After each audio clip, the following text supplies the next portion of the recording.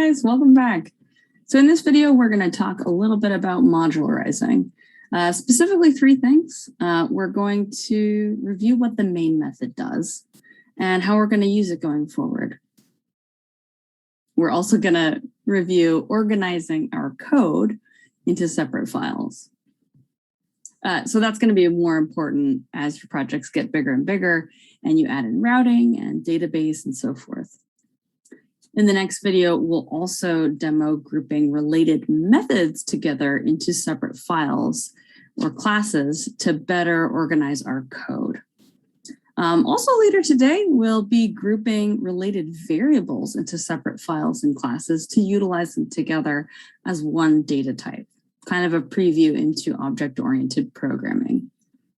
But in this program, we'll just cover the first two, well, three if you count that crown, His Royal Highness.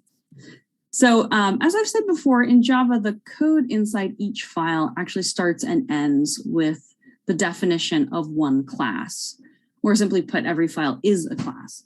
But the main file we've been writing code in so far is actually a special file, the class that actually runs the code. So what defines that file?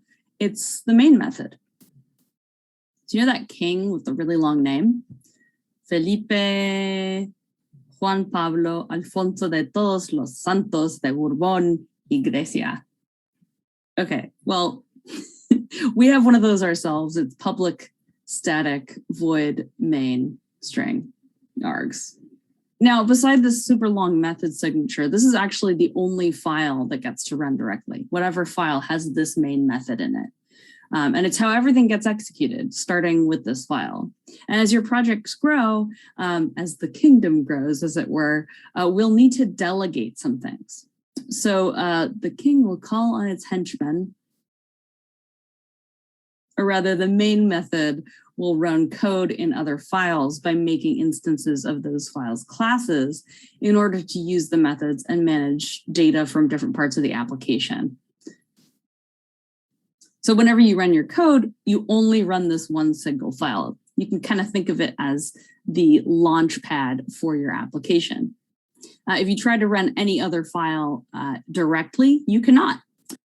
For now, we've been writing all our code inside that starting point file, but typically it's actually a really short file because immediately it will call methods written in other files.